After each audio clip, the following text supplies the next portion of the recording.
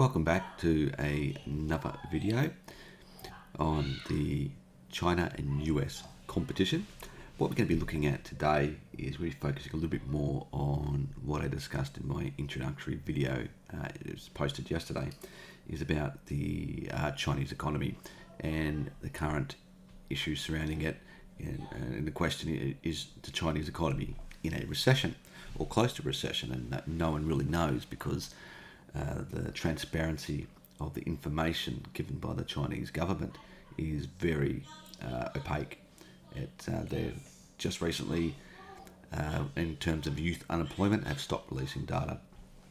And this is a common trend. Anytime the Chinese data turns negative and is embarrassing to the Communist Party, they just stop releasing the data and they consider it basically national security because they don't want its own population to find out how bad the economy really is, and then the media writes about it and then international media writes about it, and they believe it generates too much negativity towards the central government.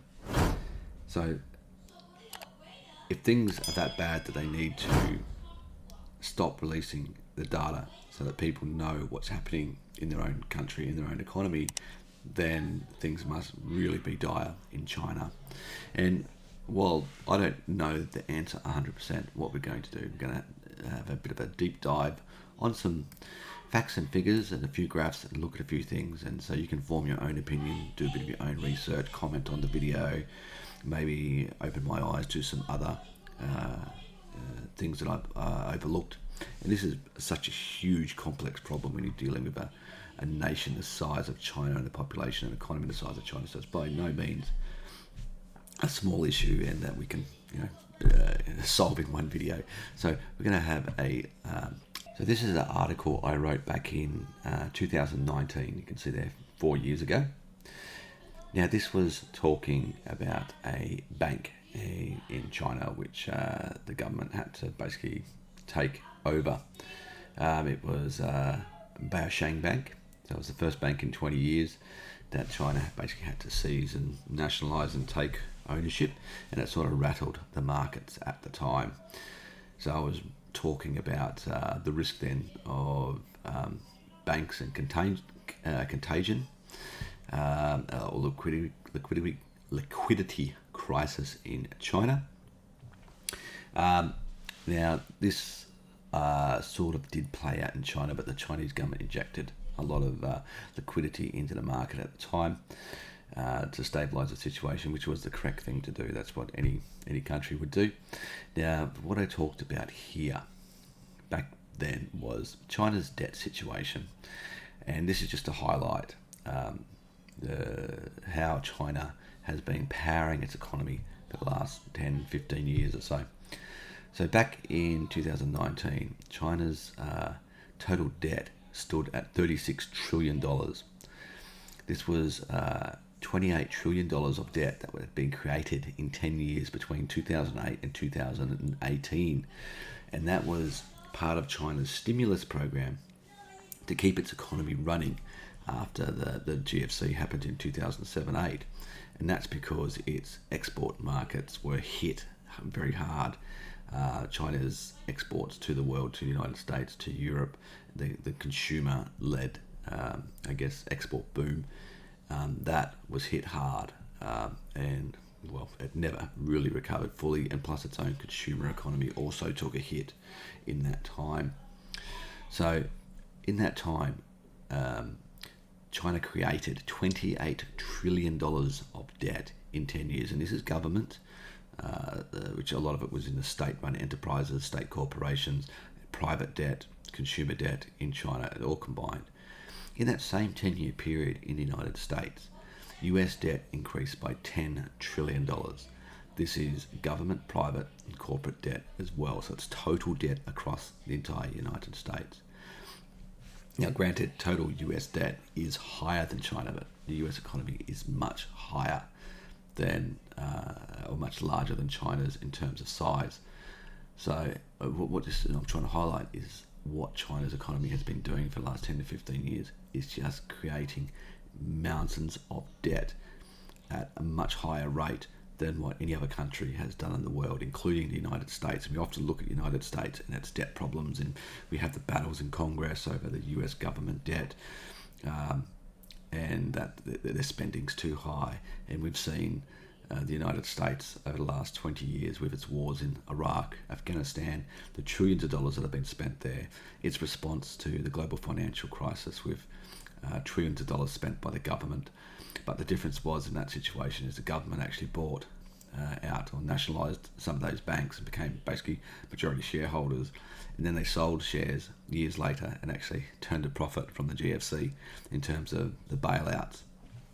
So that was actually a net positive for the US Federal Reserve in the end. And then you look at COVID and things like that and spending. But this was just before COVID happened in 2019. COVID didn't really kick off till early 2020. So what I'm trying to highlight here is that China's government reserves of some 3 trillion are dwarfed by its total debt, particularly run by the state-run enterprises, which is some $36 trillion. So you're talking, they've got reserves, China had reserves of $3 trillion at the time in terms of its foreign investments, its total cash reserves, money it has on hand. So that was basically its balance sheet at the time, and that includes US Treasury bonds and things like that. So you can see that 36 trillion to 3 trillion is, it could be a rather large problem. Now, this came at a time when China's economy, it was already starting to slow. It had been slowing since 2015. It had been slowing since 2008, really.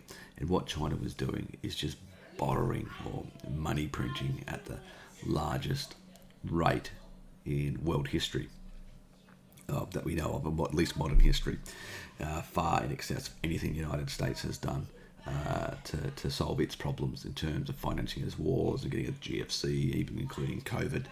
The debt created by China is just astronomical, and this all fed into China's banks, China's economy, because what it did was pump up money to the banks. The banks lent money out to all of the businesses and local governments, and a bit we talked about yesterday in my first video, and then the consumers to fuel its property market, to fuel its property construction, the investment, the property developers, all the infrastructure, the fast railroad and highways and dams and bridges and that type of stuff. And a lot of that can be useful, but a lot of it is also inefficient use of capital. And I'll talk a bit about that in a minute. So in this graph here, and this is from an article that I wrote back in 2021 when the Evergrande situation was starting to unfold. Now this graph here is a very interesting graph because what it does is shows how much each country is spending on real estate in terms of its GDP. And this blue line here is the amount that China is spending on its real estate market, and it peaked in about 2016 at about 28%. That was at that stage, and it rose higher from then. Now you can see here that China is significantly higher than what all these other developed countries are. And you can see the developed countries here, the US, UK, Germany, France, and so on. And they are all in this area. Now, a good thing to look at here is we can remember the bubbles that some countries had. The US in 2007, 2008, which was around about here. It peaked at about 18% of its economy was in real estate, and then steadily declined. And this precipitated the fall in the subprime. This is when things started to go downhill as the people who couldn't afford loans started to fail as interest rates rose, and then the subprime happened, the GFC happened, and then the market bottomed out about 2010, 2011, and then steadily increased again, and we'll get back to about the average. Now, most developed economies are below 20%. China is way up at 28 towards 30%. You can even see other countries which experienced bubbles during this time. You've got Ireland in here as well, which you can see there, and then rapid fall after the GFC. You can see they got just above 20%, and they were in a massive bubble as well. So you can see just how much of an inflated price China is at this stage. You can also see this one here. It's hard to make out which country this is. It could be Spain or it could be Japan, but Japan wasn't in a bubble back then. So it could be Spain or it could be the United Kingdom. It could be the United Kingdom, actually. The UK was in a nice bubble back then as well. So you can see there that China is definitely in a real estate bubble. And the problem China has is that it has 78% of Chinese household wealth is tied up in property. Now, in the United States, that figure is about 35%. So, and what that means is your average person has 78% of its wealth, its money, tied up in the value of its property. In the US, it's about 35%. So it means that China, on average, is over double as exposed to falls in property prices or property market collapses as what the United States is. And typical Western or developed economies have about 1/3 of wealth tied up in the household property. So you can see the over-investment that the Chinese population has in property and how vulnerable they are to a fall in property prices. And this goes to explain what's happening now, because property prices have been falling. So the Chinese consumer is going, well, my wealth is falling, my wealth's declining, so I'm going to save my money. I'm not going to spend my money. And that's why we've seen declines in consumer spending, increases in the savings rate in China, decreases in investment, because they're fearful. They're fearful of the future. Their property prices declining, people are losing their jobs, their children can't get jobs. There's all this talk of trade wars between the United States and China, and tensions over Taiwan and the South China Sea, and all these. This all creates instability and fear amongst the people. So they don't want to spend and invest, and then you throw in the property market collapse and these developers and all these bad debts and loans, and they're defaulting and going under, and so it just and then throw in COVID on top of all of that, and the massive lockdowns and the massive economic impact that had, and there's no surprise the Chinese consumer is going, I'm not going to spend my money, and then put on the government clampdown on top of that, where they're clamping down in every area of the Chinese society, and why are people going to invest when the government could change its rules at any second and I've lost all my money? I'm not going to invest. I'm not going to go out and spend all my money. I'm going to save my money because I don't know what's going to happen now. I'm too fearful. So to give you an idea of the problem, the market value of China's real estate is double the entire United States real estate market, and triple that of the EU market. So, and this is similar to what happened to Japan in the late 1980s, when their real estate market was astronomical, and things like the Japanese palace in Tokyo was worth more than the entire state of California, and ridiculous things like that. That's what's been unfolding in China, things like this. So, yet China's GDP is only about 75% that of the United States, or 80% today. So, but yet its real estate value has been astronomical, and multiples of the entire United States market, even though the United States is a much wealthier country and has a per capita income of 6 times of what China's is in terms of their income for their people. So, and property prices were falling back in 2021, and they've been falling a lot faster over this year and last year across China's 70 largest cities.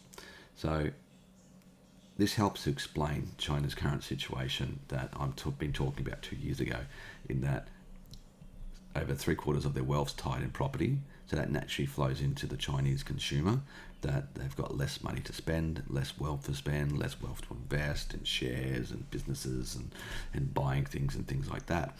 And when someone's house prices are falling, they naturally become more fearful, and they reduce their spending, and they increase their savings. And then we had all the things with COVID that I talked about yesterday, with the Chinese lockdowns over 3 years, which which were happening, starting to happen during this period, and got worse after I posted this article, and more in 2022. And that created a whole lot of instability in China in terms of people fearful for their economic future, fearful for their jobs, fearful for their livelihoods, which would happen in any country. We were all scared during that time, even when we had the limited lockdowns in Western countries. So you can imagine how fearful Chinese people are with a communist government doing massive crackdowns, welding people into their buildings, locking them in, and basically leaving them to fend for themselves. That's what happened. We saw the videos. You can still see the videos on YouTube and clips, and the police and that going around welding the front doors of apartment blocks shut. So you can imagine that would really scare people to death. It really would. So I'm not going to continue talking about this too much because this is from a few years ago, but it basically just talks about the problems with China's economy and the inefficient allocation of capital, and that's what's been happening in China for the last for quite some time now, really. So this is an interesting graph which was released this year. So what this shows is the indicators of insecurity amongst Chinese citizens and companies. So, and this is accurate as of the second quarter 2023, so it's the most accurate information we've got. And what this shows is new household bank deposits in yuan Chinese currency. So this shows back in 2015, and this is basically the savings rate of the Chinese consumer and companies, corporations. So the red line is the savings rate. This is back in 2015. You can see here it's around a steady amount. And then in 2019, it started to creep up. And this was when we started to have some bank failures in China that had to step in, and the property market was starting to get a bit more difficult, and things started to really increase here. And this is before, you can see here the first quarter. This is the end of this is about end of 2009. So this is actually pre-COVID. This period here, where it starts to rise.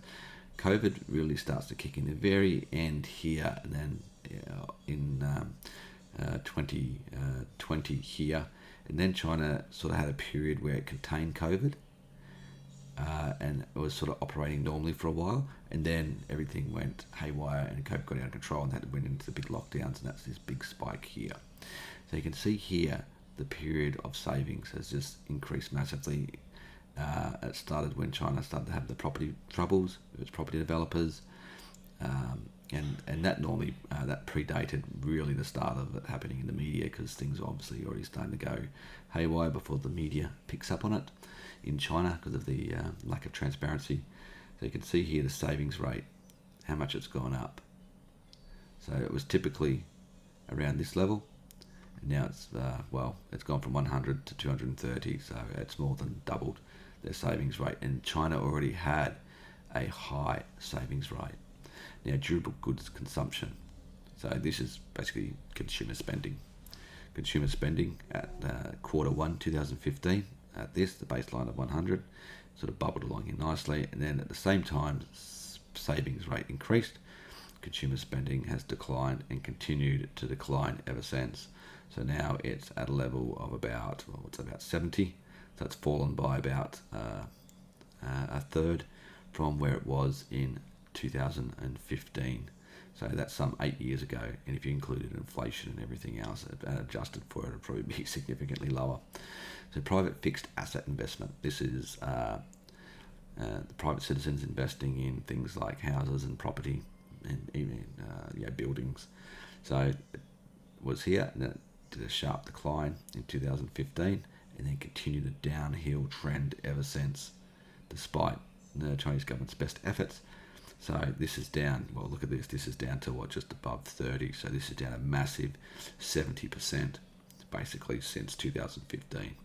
So that's, you can see there that Chinese are saving their money rather than spending it on consumer goods or investing it in property, because they're fearful of the future and the current economic conditions.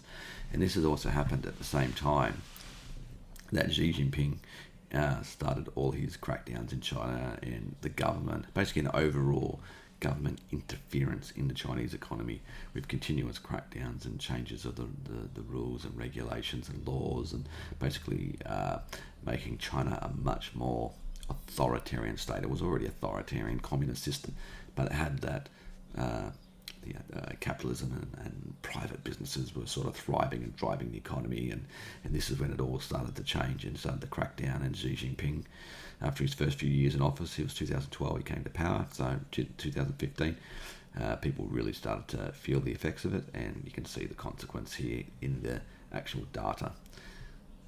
So that's a very, very interesting graph, very powerful. So continuing that trend of talking about the instability or the fear of people investing and buying things in China, this also flows into foreign investment in China, and it's fallen to its lowest record on any level. And this is as of 12th of August this year.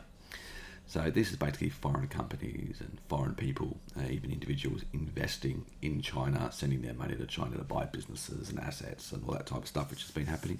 And China has heavily promoted that over the years because they want foreign businesses to come to China, bring their knowledge, their technology and that, so that they can, steal it or buy it or copy it, and which the Chinese have done very successfully over the years. So you can see here direct investment Chinese companies in the second quarter totaled 4.9 billion, which is an 87% decrease on the year. The largest drop since 1998 actually. So in 25 years. So and that's when the first data became available in China. So you can see there's been a massive drop in investment flowing into China because once again, corporations are fearful of what the Chinese government will do. You're not going to invest in a country where at any moment the government can just go bang and decide to close down your business or close down your market and change the laws, change the conditions.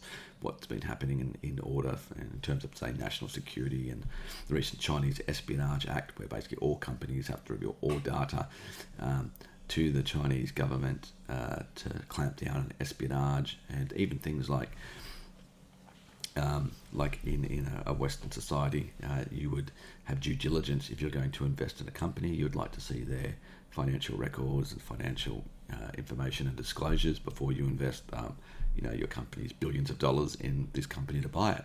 In China, that kind of disclosure is now considered national security. It'd be a breach of Espionage Act, and you would go to prison, or your employees would go to prison for requesting such information. So how are you going to find out if Chinese companies are worth investing in or being partners with for investment if you can't see their books? And this is what the Chinese government has now considered as national security, because they're like all the other areas of economic data, they're clamping down on transparency because they don't want the media to see, or other companies to see, the Western world to pry into China's corporations and see just how bad things are. And this has led to, well, if we can't see what's going on, we're not going to invest. Then throw in the US, economic policies towards China and clamping down on the transfer of technology in terms of semiconductors, advanced technologies, so that China can't get the most advanced technology or use the most advanced technologies against the United States for its weapons and supercomputers and things like that. But I'm going to talk about more of that in another video, but that also plays a role, but a much smaller role. This is more led by actual fear and just the private sector businesses that won't not investing in China anymore, or at a much lower level, 87% decrease on the year. So this has led to the foreign direct investment has dropped by more than 50% since the April-June quarter last year alone, and that was when China had its strict COVID policies in last year. So it's dropped 50% from when China was in lockdown. That's how bad it is. That's just terrible. So you can imagine the effect that has on the economy with so much investment not coming in. So, and this article talks about it talks about the business here that asked approximately 320 member companies about what business risks they faced in the Chinese market. And US-China tensions was the most common answer mentioned by 66%. So you've got that rivalry between the United States and China that's been heating up, with tensions in the South China Sea, over Taiwan, the Philippines, just a whole broad range of tensions raising in the military sphere, which is leading to companies not wanting to invest in China as well. So, which is natural. And I talked a bit about that yesterday, where you just don't want to spend your money in a country where there's a risk where trade relations or war could break out at any moment just from one little incident. So, and businesses are starting to price in that risk to their balance sheets and where they're going to invest. So it's 2023, and the Evergrande property market collapse started in 2021, and now we've got Country Garden over the last few weeks, which is in trouble. And Country Garden is the largest Chinese property developer for your medium to small buyers. So it's more that middle market range property developer, and this was held up by the Chinese Communist Party as a model of Chinese property development when Evergrande was collapsing, and it had really good financial balance sheet at the time of Evergrande, but since then it has continued to decline, which shows the continuous downward trend in the Chinese property market, since it's even taken out one of the poster child for the Chinese property development. So Country Garden is basically in default on its debts. It can't pay its US denominated debts at the moment. Its values have shrunk by up to share values have shrunk by up to 90%. There's very little liquidity left in the debt markets, as investors won't invest in these property developers anymore, so they can't get access to cash to solve their problems. So their sales are already very weak. So how do you get cash if you can't borrow it? People aren't buying your properties, so you're not getting that cash infusion, and your costs have just been increasing. So naturally, the company is in a lot of trouble. So, and the problem with Country Garden is, although its total debts are 192 billion, so they're not the 300 billion that Evergrande had, but that's still a very large debt, considering the largest debt the United States corporation had was AT&T at 180 billion. This was at the time of Evergrande, so that was a couple of years ago, so it might be more now. But Evergrande was a more upmarket had property developer, had about 800 projects at the time. Country Garden has over 3,000 projects across China, and most of these are apartment buildings. So you can imagine the consequences going to happen if Country Garden fails. Imagine all the other corporations that are providing the cement and the steel and all the other bits and pieces, the electrical items, and all the fittings for these apartment blocks and that go into them to be built. They're not being paid their money, and then all their workers are not being paid their money, and then all the resources with they get the concrete and steel and everything, all those resources, they're not getting paid, and all that is starting to flow on into the economy as Country Gardens default and risk of collapse is playing out through the economy. And then there's also the risk to the banks, and which banks have lent money to Country Garden. So then we had, and I sort of mentioned this yesterday too, we also had an investment bank in China default on its debts as well. And this hasn't been widely reported yet. So this is something I need to dig a bit deeper into. But this was Zongrong International Trust Co. So it's basically a shadow banking bank, and it's got a lot of exposure to the property sector, some 3 trillion in shadow banking. So this is an unfolding situation at the moment.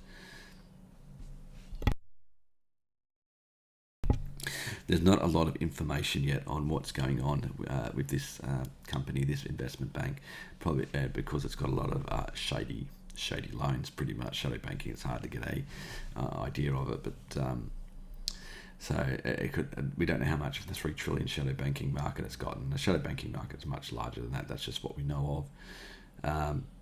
So they don't think it's a Lehman moment. I don't think it will be either, but we just don't know at this stage. So we'll have to wait and see how this plays out. We can see here that Chinese property sector accounts for more than half of global home sales and home building, and it's the largest asset class in the world. Estimated market value of $62 trillion. So China's population is about 1/5, 1/6 of the world, and its property market, even though its per capita income is only 1/6 of the United States, so its people earn 1/6 on average of what a US citizen earns. Its property market is 62 trillion and worth half the planet's property market, basically. So it's more than double the US property market and triple the EU's. So you can see there, it's just a natural bubble. It's just a natural bubble in what is a developing country in terms of income, has just propped up massively. So we'll have to see how this plays out. So what this article is talking about, information, is Beijing or China is trying to boost the private investment in its own economy because it knows that its economy is in trouble, and they're trying to get private investment rates up. But when they talk about private investment, it's not really private investment, because the only way the government in China can really get investment up is to promote its state-run enterprises to invest, state-run banks to invest, and that just orders people to basically spend money. And what's happened here is the state-run enterprises, on the orders from the party, have added 4.4% of new value to the economy. So basically that's the Chinese government saying to all the state enterprises, go out and spend money, spend whatever money you need to hit a certain target. So they're repeating the same mistake again as what they've done over the last number of decades. They're just ordering the state enterprises to spend money on anything, and this is it's not going to create efficient investment in capital, efficient expenditure in the economy, actually adding real GDP. They're just spending money for the sake of spending money to hit artificial targets to boost up the economy. And this is what's been happening this year. This is to hide the true state of the Chinese economy. They've added 4.4% value to the economy. So take off 4.4% of what's happening now, and that puts the economy into recession. That puts it into negative growth, because the economy's only grown in the first 2 quarters of this year by 3%. So take off 4.4, and that's negative. You're negative, you're negative 1.5% already in the first half of the year.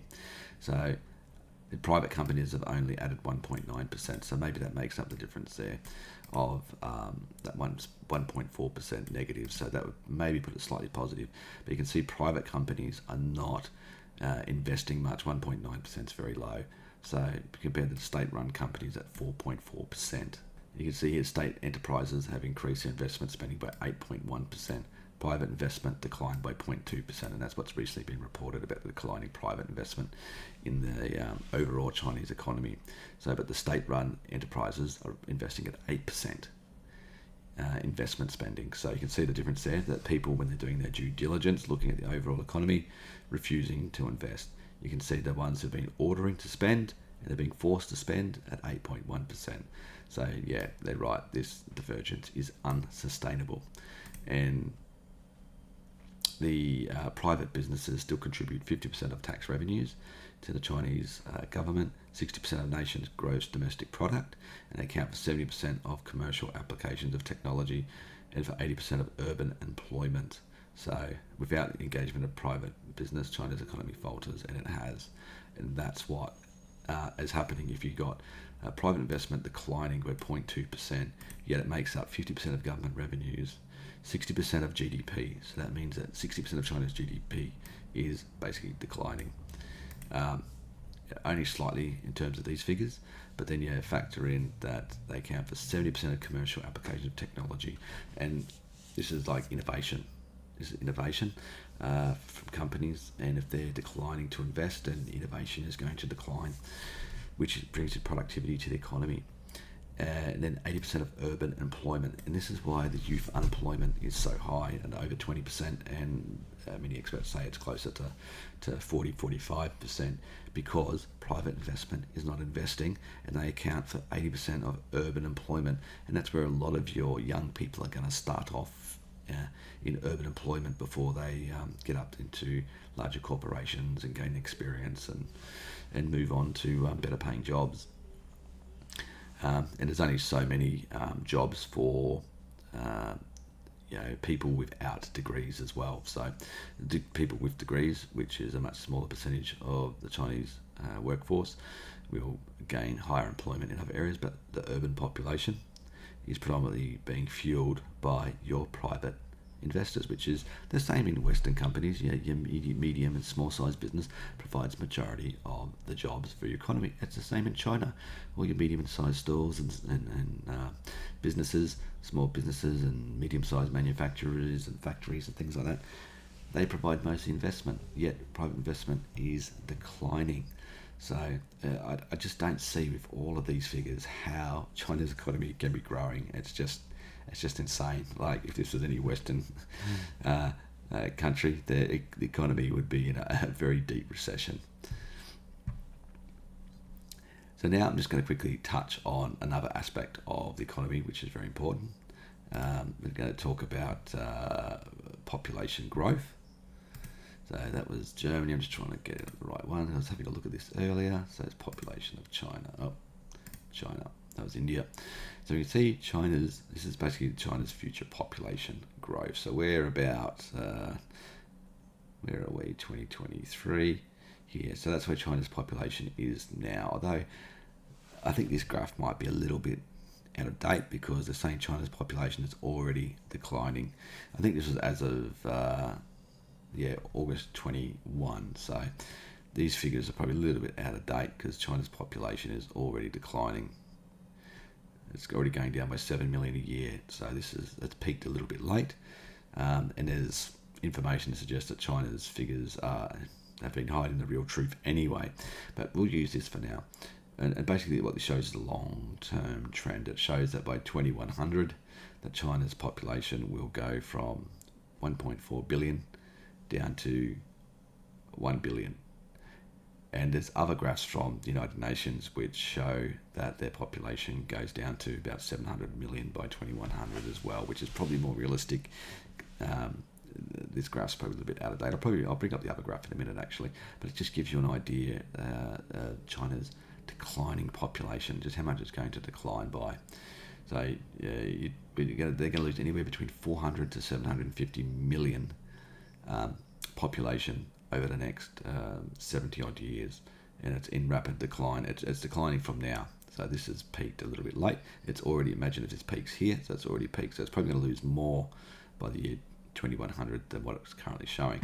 But if you look at countries like, say, India's population is still growing. We're at here now, and they're actually the world's most populous country already. They've overtaken China already, and they're going to keep growing for the next number of decades, peaking about in the 2060s, around there, and then they're going to enter a decline. So they're going to approach 1.6, 1.7 billion, and then enter a decline. So you can see over the next 20 to 30 years, well, probably really more the next 40 years, India is going to enter a period of growth. It already is in a more period of growth, but it's going to be sustained growth over that time, because look at what China's population did over the last 40 years. From about the late 70s, you can see how rapidly increasing, opened up its markets, and then all this population growth over the last 40 years has helped to fuel its economy up to being the second largest in the world.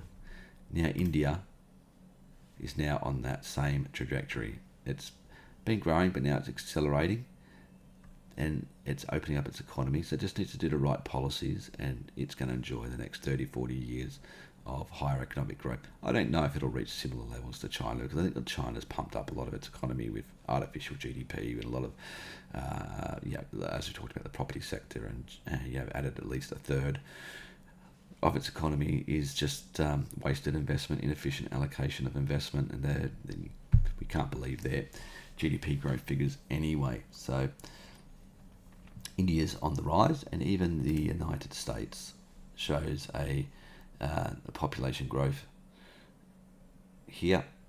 See, we're at here, about 336 million people in the United States, and they continue to grow over the next 100 years, approaching 430 odd million people by 2100.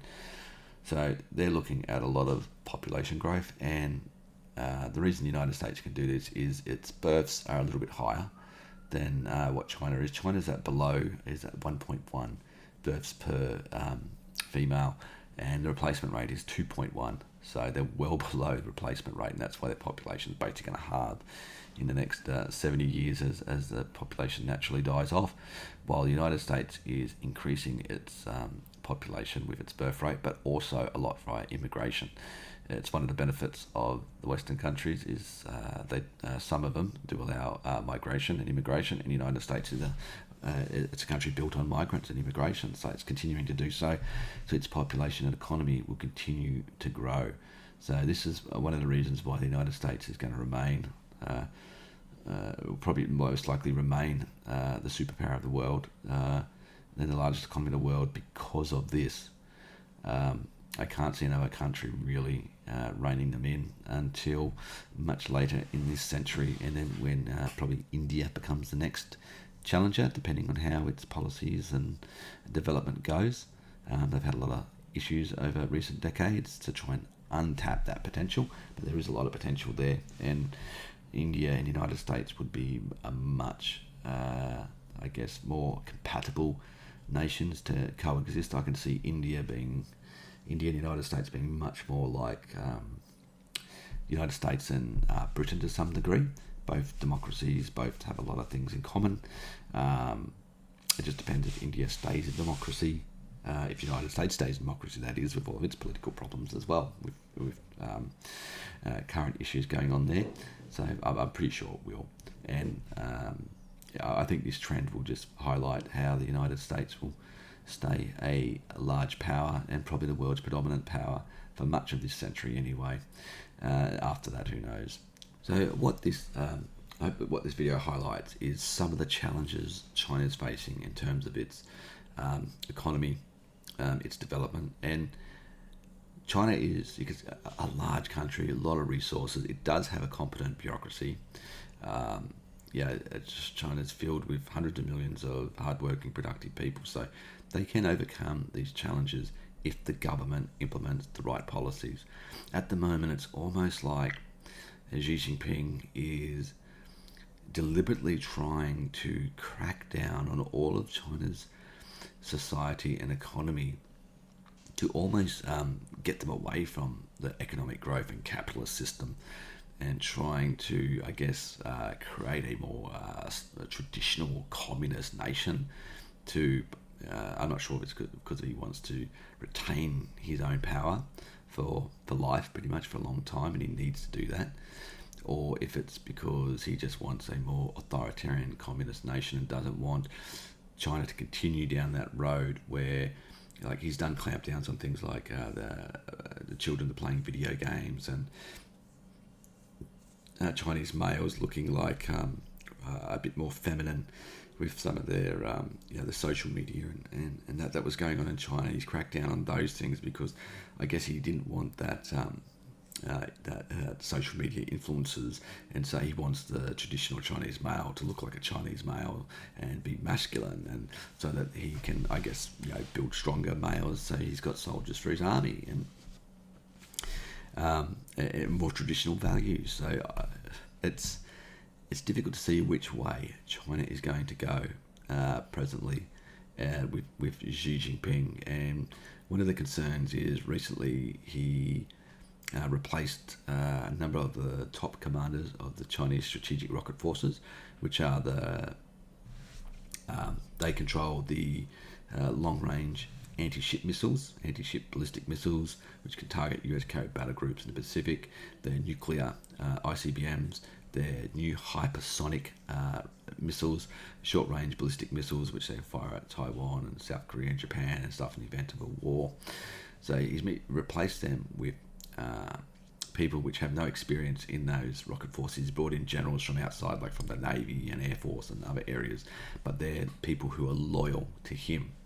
So he's removing these other people. I'm not sure, they basically blame corruption, but I'm not sure. He blames corruption for everything for his purges, and it well could be corruption. And there was some information leaks as well from these rocket forces, and the United States got their hands on, which revealed a lot of details of what they're doing. Could be a bit of that in play as well, or some experts are saying that it could be a prelude to he's getting the right people in place for future operations against Taiwan or elsewhere.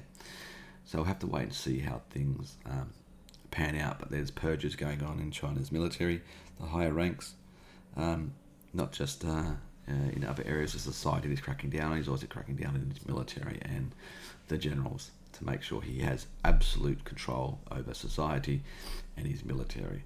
And to me, that sounds like he is doing just a crackdown on the whole of the country. So he has absolute power, and he can do whatever he wants, whenever he wants. And this has been a factor of authoritarian regimes. You tend to have, when a new dictator or someone comes to power, authoritarian government have a period of high economic growth as they pump money into the economies. We've seen that in China over the last 30, 40 years, with their economy growing rapidly, and then you get the natural privatization and capitalism flowing through. But then as that gains too much power and influence over society, then you have the dictators, authoritarian regimes cracking down on society to contain that and control that. And then that's normally when you have your economic issues, as China's having the economics collapses, and you slide backwards. Basically, you don't keep developing forward or stagnate, which is probably a real scenario which could unfold in China of stagnation. It's unlikely China now. It was only a few years ago that all the rage was that China was going to overtake the United States and become the world superpower by 2025, and they're nowhere near close enough now.